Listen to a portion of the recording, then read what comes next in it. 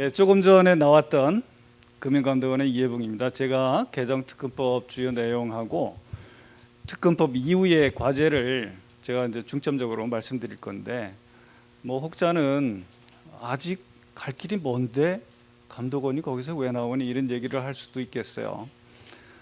곳곳에 숙제가 많이 있습니다. 제가 특검법 개정 내용은 좀 빨리빨리 이렇게 살펴보고 향후의 과제 쪽에 한번 중점을 해서 자료에 없는 슬라이드를 제가 한 6개 정도 더 추가를 했는데 그 부분에 포인트를 맞춰서 설명드리도록 하겠습니다. 이 배경은 AML CFT라고 해서 자금 세탁 방지하고 그 테러 자금 조달 방지에 관한 국제 표준이 이제 FATF에서 만들어졌죠. 2012년부터 만들어져서, 물론 그 전부터 기준이 있었지만 본격적으로 더 강화된 건 2012년이에요. 그리고 2019년 6월 달에 가상자산과 가상자산 사업자에 대한 것이 강화됐고, 그것이 대표적인 것이 레코멘데이션 15번입니다. 그리고 그 주석서 15번이고, 그리고 이제 RBA라고 해서 위험 중심에 접근을 해야 된다. 그래서 Risk Based Approach Guidance가 나왔죠. 회원국들이 적극적으로 시행을 하고 있고요. 저기 FATF는 보시다시피 Financial Action Task Force입니다. 저거를 어떤 입법조사 보고서인가? 금융활동 작업반이라고 번역한 걸 제가 보고 좀 실수를 금하지 못했는데요. 물론 좀 스테이블 코인도 요즘 마구간 코인으로 번역이 됩니다. STO 보안 토큰 오퍼링으로 이렇게, 이게 실상입니다. 국제자금 세탁 방지 기구고요. 여러분들 잘 아시다시피 9/11이 있었죠. 2001년이죠. FATF가 98년에 이제 발족을 했는데 저 때 아주 미국이 공포에 빠졌죠.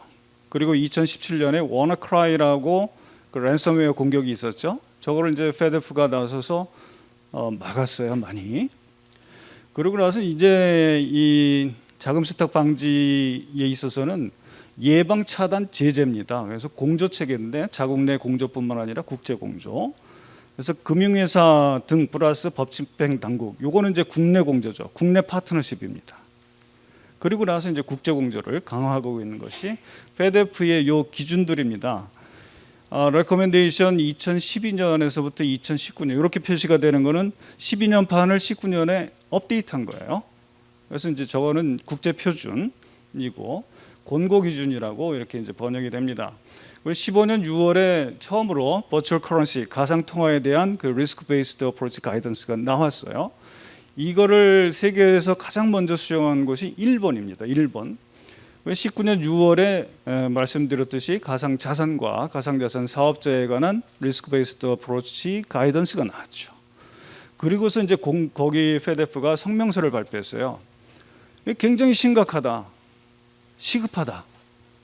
그래서 바로 즉각적인 조치가 필요하다. 이렇게 이제 입장을 표명을 했고, 올해 들어서는 이제 DID라고 해서 분산 ID, 디지털 ID에 대한 가이던스를 한번 냈고요, 3월달에. 그리고 6월달에는 이제 소위 이 스테이블 코인, 요 so called라는 걸 붙입니다. 이 제도권에서는 인정하기 싫다는 거죠, 아직은. 그래서 so called 스테이블 코인에 대해서 이제 G20에서 어떻게 할 거냐, FATF 또는 IMF에 대해서 의견을 모으라고 얘기를 했었던 거거든요. FATF의 가이던스의 그 핵심 공고사항은 이렇습니다. 규제 영역으로 편입해라. 그리고 규제 당국이 직접 규제해라. SRO, 자율규제협회 이런 데 통하지 말고 라이센스를 주든지 등록을 하든지 모니터링하고 의무를 주고 이행하지 않으면 생션, 제재를 가하라는 것이고, 직접 규제하라는 것이고, 요건을 금융회사에 준하는 요건을 부과하라는 것입니다. CDD, EDD, STR, CTR 그리고 기록 보존 이런 것이고요. 이 요구 권고 기준에 보면은 위험을 이해하고 위험 완화 조치를 취하라 이렇게 되어 있습니다. 저 위험에 대한 이해라는 건 식별하고 평가를 해야 이해하지 않습니까? 그죠? 누구에 대해서? 고객에 대해서. 우리 이제 가상자산 사업자는 우리의 고객에 대해서, 금융회사, 은행들은 가상자산 사업자인 고객에 대해서 확실하게 어느 정도의 위험을 갖고 있는지 식별하고 평가하고 이해를 해야 그걸 어떻게 완화할 수 있는지까지 가게 된다는 거죠. 그거를 모르면 리스크 평가할 때 리스크 담당자한테 야, 리스크는 네가 알아서 관리해, 너만 믿어, 이렇게 하다가 왕창 사고 난 케이스하고 똑같다 이거죠. 그리고 트래블 룰에 있어서는 이 정확한 정보를 요구하고 있는데요. 이게 퍼블릭 키라든지 원래 주소, 그리고 관계된 계정, 그리고 언제 보냈는지, 얼마만큼 보냈는지, 보내는 측 오리지네이터는 그 보내는 자에 대한 정확한 정보를, 그리고 수신 측에서는 수신자인 고객에 대한 정확한 정보를 갖고 있고 확보하고 제공하라는 것이, 이런 것이 이 기준의 기본적인 요구 사항입니다. 이 장표는 제가 이렇게 각국들이 어떻게 했는지 이렇게 본 건데요. 우리 비트코인이 2008년에 이제 그죠, 백서가 나왔고 2001년에 말씀드린 9/11 사건이 있었고요, 그죠? 그래서 페드프가 2012년에 레코멘데이션을 셋업을 했고 15년에 버추얼 커런시에 대한 것이 한 번 있었고 19년에 다시 한번 이 리스크 베이스드 어프로치 가이던스를 4개를 만들었어요. 이때 가상자산뿐만 아니라 이제 변호사, 회계사, 신탁 서비스업자에 대해서까지. 그래서 각국은 이런 그 전문직 종사자들에 대해서도 AML, CFT 규정을 이제 적용하라 그러는데 좀 센 조직들이죠. 그래서 이제 수용은 아직 각국별로 수용 단계까지는 안 간 그런 상황입니다. 그 유럽도 이제 제4차 자금 세탁 방지 지침을 개정을 해서 이게 이제 5차 해서 2020년 1월 10일부터 시행을 했고요. 영국도 그 기존의 증권 측면에서의 규제 경계를 명확히 하면서 AML은 모든 가상자산 사업자에 대해서는 등록을 의무화했어요. 그런 제도가 있었고 미국 핀센도 시행을 했고요. 일본도 이제 범수법이라든지 자금결제법 이렇게 해서 2차 개정까지 하면서 여러 제도들을 도입을 했고 프랑스는 그 유명한 팍트법 기업성장 변화법을 만들면서 그중에 ICO하고 디지털 자산 서비스 업자를 추가하면서 거기에서 AML 의무를 다 부과를 했어요. AML 의무는 말씀드렸듯이 금융 시스템이 금융사업자가 자금 세탁 등 범죄 행위에 악용될 위험을 식별하고 평가하고 완화하라는 그런 관점이기 때문에 거의 무차별적으로 AML 관점에서는 다 적용을 하고 있다, 이렇게 말씀을 드릴 수 있겠습니다. 개정특구법의 내용은 간단히 키워드 중심으로 교재에 교과서적으로 제가 정리를 잘 해드렸거든요. 아마 뭐 어디 없을 겁니다. 잘 정리를 했기 때문에 잘 보시고 제가 키워드만 말씀을 드릴게요. 이 특정 금융 거래 정보라는 거는 이 특정 형사 사건의 수사 등과의 관련성을 고려해서 FIU가 판단하도록 돼 있어요. 그 정보의 기초는 전부 CTR, STR 이런 정보들입니다. 그래서 특정 형사 사건 수사에 필요하면 FIU가 제공을 하게 되죠. 뭐 조세 탈루, 또 형사 사건, 관세, 정치자금법, 또 금융감독 업무, 테러 인물 조사 이 필요할 때. 그래서 제가 파트너십법이라고 얘기를 했어요. 우리 가상자산 사업자도 저 의무이행 주체가 되는 순간 파트너로 들어온 겁니다. 민관 공조. 그래서 이 금융거래 등 거래 행위에 대해서 경찰 역할을 일부 떠안게 되는 거예요.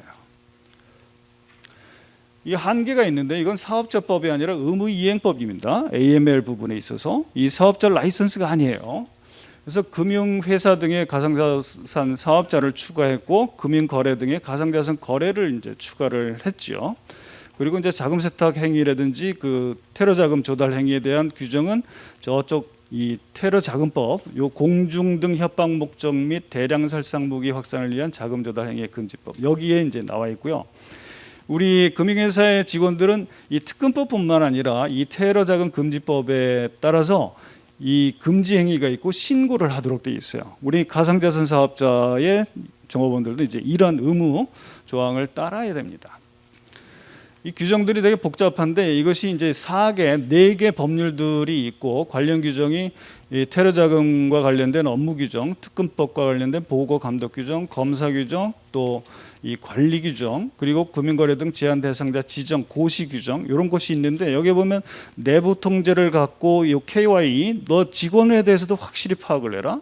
CDD 고객에 대해서 파악해라. 의심스러우면 더 고객에 대해서 강화된 고객 확인 의무를 다해라. 그리고 RATMS라고 해서 위험 평가 그리고 트랜잭션에 대해서도 모니터링 시스템을 갖춰라. 이런 것입니다. 그리고 내부 보고 체계를 갖춰라. 이런 것이 이제 좀 섞여 있어요. 그래서 앞으로 이런 규정들이 좀 이렇게 단순화 규정 하나에 좀 정할 수 있으면 참 보기 좋을 것 같은 생각이 들었어요. 제가 정리를 하면서. 그 다음에 이제 특검법의 이 가상자산과 사업자 관련된 이슈들이 보면 정의 규정이 좀 불분명한 것이 아직 남아 있다는 거예요. 가상자산에 대한 데피니션, 또 사업자에 대한 데피니션이 그렇고요. 그리고 이제 신고 제도가 있는데 여기 어떤 사항을 신고하게 할 건지, 어디까지 첨부하게 할 건지 이것이 아직 정해져 있지 않다는 거죠. 곧 시행령안이 입법 예고가 되겠지만 이러한 내용들을 잘 갖고 계시면서 한번 체크를 해서 의견을 이렇게 제시하는 기회가 될 수 있으면 좋겠고요. 그중 중요한 것이 이제 이 동일 금융회사의 실명 확인을 거친 계좌 간의 현금 이출금 이런 것이 이 발급 개시 기준이라는 것이 신고 요건이기도 하고 은행이 가상자산 사업자인 고객에 대해서도 거래 관계를 수립하거나 거절하는 그 판단의 한 요소가 되고 있어요. 이게 굉장히 중요합니다. 그리고 이제 가상자산 사업자가 의무이행 주체로서 이행할 사항들이 이제 기존의 금융회사처럼 쭉 있고요. 그다음에 트래블룰 관련해서는 전통적인 전신송금과 이제 비교되는 가상자산의 이전, 전송을 어떻게 규정할 건가 이런 부분이 이제 주요 이슈라 하겠죠. 그 중에 이 페데프의 정의하고요, 우리 특검법의 정의를 가상자산 이렇게 비교를 해보면.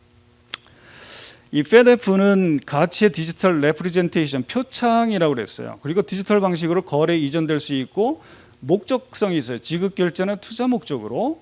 그래서 법정 화폐나 증권, 여타 금융자산의 디지털 레프리젠테이션 이거는 제외하겠다. 이거는 다른 기존의 금융업법에서 다 컨트롤할 수 있기 때문에 그런 거예요. 그래서 가상자산 저 부분에 있어서 그럼 가치가 있는 거를 디지털로 표창하는 부분이 있을 거고 가치가 없어요. 경제적 모델도 없어요. 이걸 디지털로 표창하는 걸 뭘로 볼 거냐? 사기로 볼 거냐? 아니면 대동강 물로 볼 거냐? 뭐 이런 부분도 있고요. 우리 특검법에서는 그냥 경제적 가치를 지닌 것으로서 이렇게 퉁쳤어요. 근데 이제 이쪽 전자금융거래법에 보면 이 선불 전자지급수단 전자화폐 규정이 있는데요. 요게 보면 모두라고 그랬었어요. 모두 1번 1, 2 요건 1, 2, 3, 4, 5 요건을 모두 갖춘 것이 전자화폐이고 선불 전자지급수단이라고 되어 있어요. 표시는 비슷해요. 전자적으로 이전. 네? 그런데 모두 갖추지 않은 건 뭘로 볼 거냐 이거죠. 그럼 가상자산으로 볼 수밖에 없어요. 지금 이런 이제 개념상의 문제가 있고요.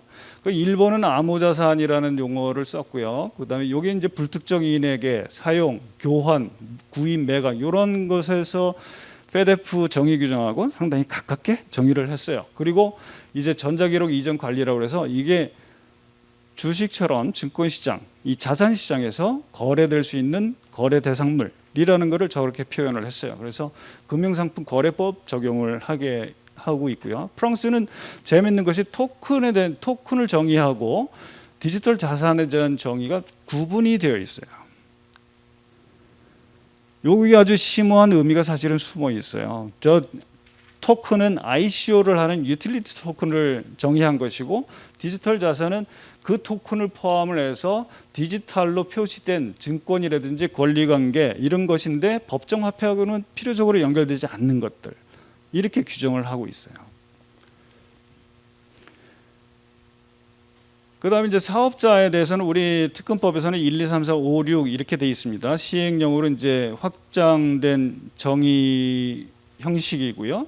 근데 페데프는 1, 2, 3, 4, 5 이렇게 돼 있어요. 이 우리 특검법하고 차이는 발행인에 대해서 금융 서비스를 제공하는 예컨대 발행시장에서 인수 업무 하는 거, 뭐 잔액인수, 총액인수 하듯이 가상자산을 이런 것도 서비스 사업자로 보고 있는데 우리 특검법에서는 그렇게까지 갈까 이런 생각을 좀 하게 되고요. 그리고 이전하는 행위 중에서 대통령령으로 왜 정한다고 했을까 이런 고민을 좀 하게 됩니다. FATF는 이 트랜스퍼라고 하는 것은 전자적으로 이동시키려는 트랜잭션을 수행하는 것을 의미한다. 이렇게 아예 법에서 하는 방식을 택하고 있지요.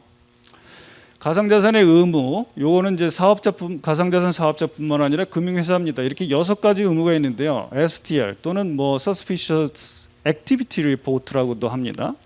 그리고 CTR, 고액 현금 보고, 방지를 위한 조치, 그다음에 CDD, EDD, 거래관계 수립, 거절, 종료, 그다음에 전신송금 또는 가상자산 이전 전송에 대한 특례, 그리고 정보 보전. 요거 이제 핵심적인 의무예요. 여기에서 이제 가상자산 사업자는 고객별 거래 내역을 구분 관리해라 이러한 보고들을 위해서, 그리고 금융회사는 특별히 확인해라 가상자산 사업자인 고객에 대해서는 이런 것들이 이제 법과 시행령에 보충적으로 정해지게 됩니다. 그리고 이제 실명 확인, 입출금 개시 기준 이런 이슈가 중요한 이슈입니다. 요거는 이제 STR인데요. 의심 근거를 확보할 수 있어야 됩니다. 합당한 근거와 사실을 가지고 보고를 해야 돼요. 막 보고하면 안 됩니다. 이거 의심되네. 이런 그 합당한 근거를 확보하고 보존해야 된다는 거죠. 벌칙이 있습니다. 벌칙이 있고요. 이것과 관련해서 이제 이 특검법뿐만 아니라 여기 실명법에 금지 규정이 있어요. 그리고 금지 내용을 설명할 의무가 있어요. 그리고 테러자금 금지법, 아까 공중등 협박자금 블라블라 이 법 있지요. 여기에서도 이제 금지 행위가 있고요. 신고 의무가 있고 신고 사실 누설 금지 이런 의무가 있어요. 이런 것을 우리 가상자산 사업자 신고가 되지 않았더라도 이제 법 시행이 되면 이런 것은 자동적으로 이행을 해야 됩니다.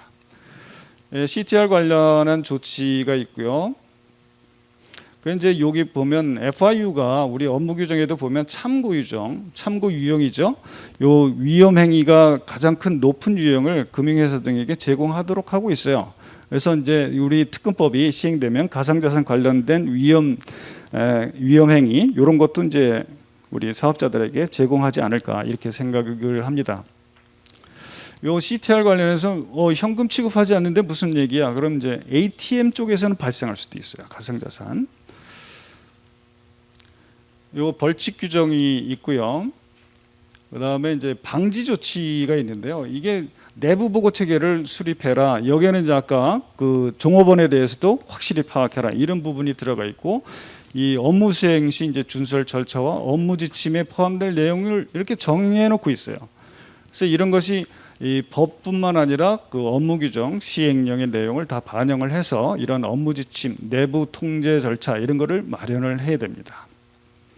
그래서 가상자산 사업자는 이 업무 지침 수립이라든지 내부 보고 체제 이런 거는 개정법 시행일부터 내년 3월부터 이렇게 시행을 해야 되죠. 그다음에 이 고객 확인 의무인데요. 요건 가상자산 사업자도 그 고객에 대해서 하라는 것이 또 똑같습니다. 업무 지침을 만들고 이 고객 확인은 거래 등이 이루어지기 전에 하라는 거죠. 그리고 주기적으로 이렇게 하고 위험도에 따라서 확인 주기를 달리 해야 된다. 의심되면 고객 확인을 다시 해라. 이러면 누가 당하냐? 사업자가 당하고 은행들이 당한다. 이런 것이고요. 그다음에 이제 주요 의무 규정이 있죠. 이것이 이제 CDD하고 EDD입니다. 특검법 시행령에는 그런 내용들을 강화를 할 거고요. 그다음에 확인 의무인데 이 특별 확인 의무죠. 가상자산 사업자인 고객에 대해서 신고했는지, 수리됐는지, 직권 말소됐는지, IASMS 정보보호관리체계에 인증을 했는지, 자기 재산과 고객 이익지금을 구분하고 있는지, 그리고 실명 확인 입출금 계정을 쓰고 있는지 이런 거를 이제 확인을 하라는 거죠. 그런데 신고 수리도 안 됐는데 저런 걸 어떻게 확인할까? 또 신고하기 전에 은행들은 어떻게 저 요건을 충족시킬 것인가. 이게 이제 연결고리죠. 그래서 앞으로 시행령에서는 앞으로 수리가 되면 저희가 실명 확인, 입출금 하도록 하겠습니다. 이런 확인서 정도 이렇게 나오지 않을까 생각이 되고요. 이 종료 의무는 뭐 이런 특별 확인 요건에 충족이 안 되면 그 리스크를 내가 떠안을 필요가 없다는 겁니다. 바꿔 말하면 신고제도 3월 25일부터인데 기존 사업자는 6개월 유예를 뒀으니까 내년 9월입니다. 이렇게 해서 이제 신고를 해야 되고요. 신고 대상은 법에 나와 있는데 영업으로 하는 행위가 뭐고 가상자산 범위가 뭐냐, 이 범위에 따라서 그러면 ICO 그다음에 그 가상자산 발행자도 들어갈 거냐 말 거냐. 안 들어가겠죠. 영업으로 하는 거라고 안 보면, 그죠? 왜 법에 영업으로 하는 자 이렇게 돼 있기 때문에 그렇게 이제 생각할 수가 있고요. 시행령이 나와봐야 알겠지만, 그리고 이제 신고할 때 어느 사항까지 신고하게 할 거냐. 이거는 취급할 가상자산까지 포함시킬 거냐. 이거는 이제 위험 판단하기 위해서 굉장히 필요한 거죠. 은행뿐만 아니라 이 신고 수리하는 측에서 시행령에서 저런 게 포함될 가능성도 없잖아 있는 거죠. 그 이제 불수리 제도가 있고요. 직권말소가 있어요. 직권말소를 하게 되면 신고한 사실 자체가 없어지기 때문에 이렇게 급작스럽게 벼랑 위에서 뚝 떨어뜨리지는 않을 것 같고요. 중간에 이제 영업정지 이런 거를 단계적으로 하겠죠. 영업정지 명령. 유효기간이 5년 이내에서 하는데 저 ISMS 유효기간이 3년이죠. 저거를 이제 좀 반영하지 않을까 이런 생각이 들고요. 실명 확인 입출금 개정 이건 뭐 설명드렸지만 이런 것들이 시행령에서 나올 수 있습니다. 이런 업무 지침이라든지 내부 보고 체계, ISMS 그리고 실명 확인 요 조건부 개시 제가 말씀드린 신고가 수리되면 허용하겠습니다. 이런 것도 허용할지. 그리고 이제 은행으로서는 이 고객인 가상자산 사업자가 위험관리 체계 또 취급하고 있는 취급할 가상자산의 범위 이런 것들도 한번 써보세요. 그러고 나서 그거하고 달라지면 그만합시다. 거래 이렇게 할 수도 있지 않을까 이런 상식적으로 한번 생각해 볼 수 있고요. 이제 향후 과제인데요. 이 FedF 가이던스에 보면 도와주라고 그랬어요. 가상자산 사업자들이 이런 AML을 하기 위해서 이런 정보에 접근할 수 있게끔 도와주라는 것이고 능력이 좀 모자란 듯 싶으면 더 알려주라고 했습니다. 이게 FedF 가이던스에 나와 있고요. 앞으로 FIU가 이런 참고의 유형이라든지 해석 규정을 이제 낼 것 같고요. 다른 나라 우리 인호 교수님 말씀을 하셨는데 이게 한 3가지 정도로 요약할 수 있습니다. 이 기존 규제 경계를 명확히 하는 사례가 영국이 있어요. 영국. 그리고 이제 미국 SEC가 유명한 다우 레포트에서 투자계약 증권의 개념이 뭐고 분석 기준이 뭐냐 더 쉽게 설명해 줄게 이렇게 얘기했어요. 그리고 2번까지는 봐주겠다. 그런데 이거를 위반하게 되면 ICO 그냥 안 두겠다 이렇게 해서 ICO에 대해서 벌과금 많이 매겼고요. 텔레그램 그램 토큰 그 2차 분모에 대해서도 스톱시키고 벌과금을 받아냈어요. 그런데 영국은 이제 규제 경계를 증권 관점입니다. 증권 관점에서 명확히 해줬고요. 그다음에 이제 홍콩 같은 경우에는 우리 법이 아직 없는데 한번 능력 있으면 해볼래? 뭐부터? 증권형 토큰부터 거래할 수 있는 플랫폼 요건을 우리가 정해줄게. 이거를 수용하고 규제 샌드박스로 들어오세요. 이런 옵션을 제시하는 데가 있고요. 그다음에 디지털 대전환. 이게 트랜스포메이션인데 이노 교수님 말씀하셨지만 이게 디지털 트랜스포메이션은 2가지 개념이 있지 않습니까? 하나는 디지털라이제이션하고 또 하나는 디지타이제이션이에요. 이 디지털 에셋이 있는 반면에 이 디지털로 가치를 변환시킨 게 있어요. 디지타이제이션은 디지털 변환이거든요. 예컨대 소유권, 부동산 소유권, 명화 소유권, 금 소유권을 디지털로 이렇게 표창한 거. 이게 디지털 변환 자산입니다. 이렇게 되면 이제 가상자산, 부죠. 가상통화, 가상자산, 암호자산, 디지털 자산 이렇게 범위가 좀 더 커지지 않을까 이런 생각이 들어요. 그래서 이 디지털 대전환 시대의 금융행위를 이제 포섭할 법제화 과정이 이제 필요한데 제가 보기에는 프랑스가 대표적인 케이스였다. 혼자 하지 않고 의견을 묻고 또 모아졌던 지혜들을 다시 한번 시민 사이에 던져서 법제화를 하고 세부적인 규칙까지 만들어냈죠. 그래서 이 고려사항들이 제가 요거는 교재에 없어요. 이거 혹시 필요하시면 다 나눠주시기 바라고요. 이 고려할 사항들이 AML뿐만 아니라 디지털 자산의 성격, 그리고 지급 수단, 결제 수단, 이렇게 할 거, 자금 조달을 어떻게 볼 건지, 플랫폼에 대해서 인가 준수 조건을 어떻게 할 건지, 규제협회, 자율규제협회를 인정할 건지 말 건지, 크립토 펀드까지 이런 것들 다 논의를 해야 되거든요. 이런 논의를 이제 해서 보면 용의정의가 계속해서 이렇게 바뀌어왔죠. 입법 미국의 비트 라이센스법이 있었죠. 일본 자금결제법, 범수법, 금상법까지 갔죠. 싱가포르이 일본 뺏겨가지고 지급서비스법 만들었죠. 프랑스가 팍트법 만들었습니다. 그리고 법이 없는 데는 가이던스들을 이렇게 만들었어요. 그래서 미국에는 최근에 OCC가 은행들이 커스터디 할 수 있다, 세이프 키핑 할 수 있다, 대신 부수 업무 신고처럼 이렇게 제도를 운영하겠다, 우리한테 물어봐라, 이렇게 얘기를 하고 있어요. 그리고 혼자 하지 않고 의견을 수렴해서 이렇게 제도들을 만들었다. 플랫폼도 제도화한 것이 이렇게 있고, 특이한 것이 인정 암호자산이라고 그래가지고 이건 리스크 관리에도 굉장히 필요한 것이 accepted 크립토 에셋. 우리 당국이 법령에 근거해서 당국이 인정한 암호자산만 취급해주면 좋겠다는 거죠. 그 중에 몇 개. 이러면 이제 리스크가 범위가 특정이 될 수 있는 거거든요. 그리고 크립토 펀드는 일단 전문 투자자부터 하자, 뭐 이런 요건들을 제시를 하고 있는 거죠. 그래서 규제 동향을 이렇게 제가 이 표로 이 AML 법제 분야 외에인데요. 스위스가 2018년에 이노 교수님 말씀하신 핀마가 가이던스를 냈어요. 홍콩은 그 전에 우리 같이 공부하자 이렇게 해서 DLT 연구 백서를 일찌감치 냈죠. 미국은 17년에 다우 레포트에서 투자 분석 기준을 만들었고요. 일본은 15년에 페데프 가이던스 1차적으로 수정을 했고요. 그다음에 19년에 다시 법령 개정했어요. 그리고 또 한 번 개정하겠다는 거죠. 이런 과정에서 연구회를 했어요. 연구회 1년 동안 하면서 연구회 자료들을 국민들한테 다 오픈했습니다. 회의 자료, 회의록, 회의 논의된 내용들, 이런 거를 다 오픈했어요. 투명하게 이제 가는 것이 그런 방법이 아닐까, 이런 생각을 제가 하면서 이걸 이제 정리해 드렸고요. 일본, 제가 좀 시간을 좀 많이 쓰는 것 같은데요. 죄송하고요.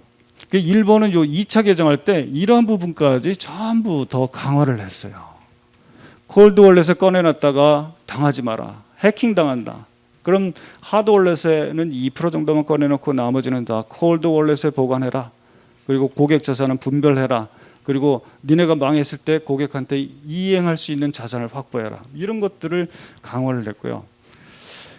여기 프랑스는 75가지인데 여기 빨간색이 굉장히 중요하죠. 이게 비자를 받아서 ICO 해라. 그러면 우리가 은행들 계좌 접근을 할 수 있게끔 법적으로 보장해 줄게.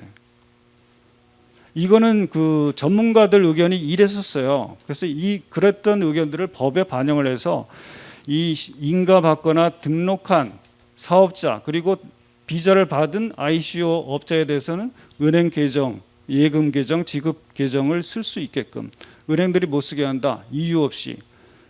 은행들은 비례적이고 비차별적이고 객관적 기준을 만들려고 했는데 그렇지 않으면 일러라. 당국에 새로 주선해 줄게. 여기까지 법 시행령에 규정이 되어 있는 것을 볼 수가 있습니다. 프랑스는 이런 그 법뿐만 아니라 세부 행위 규칙까지 다 정해서 자랑하고 있습니다. 우리는 집단지성을 동원했다. 이렇게 하고 있습니다. 영국은 규제 경계를 이렇게 분명히 했어요. 시큐리티 토큰, 그다음에 전자화폐형 토큰, 그다음에 unregulated 토큰, 비규제. 그래서 여기에는 익스체인지 토큰, 요건 교환 거래형 토큰이고 유틸리티, 서비스 이용형 토큰입니다. 이렇게 해서 명확히 해줬고요. 요거는 이제 기존 증권 법규와의 관점에서 그렇고요. 여기에 추가해서 AML 관점에서는 등록해라. 교환업자하고 커스터디업자. 이렇게 했습니다. 그리고 이거는 사업자 라이센스가 아니다라고 분명히 밝혔습니다. 여기까지 제가 시간 좀 끌었는데요. 이거는 우리가 다음 단계로 가기 전에 반드시 짚고 또 공부하고 체크리스트를 우리 로펌에 계신 법률가분들 그리고 업계에 계신 분들 또 제도 법제화를 하시는 분들이 전부 뭐 체크리스트 101가지 뭐 이렇게 해서라도 탁탁탁탁 정하고 가야 사업자법으로 갈 수 있어요. 요것까지 제가 말씀을 드리고요. 요 자료 혹시 필요하면 진행자 측에 이렇게 말씀하시면 얻을 수 있을 걸로 생각합니다. 감사합니다.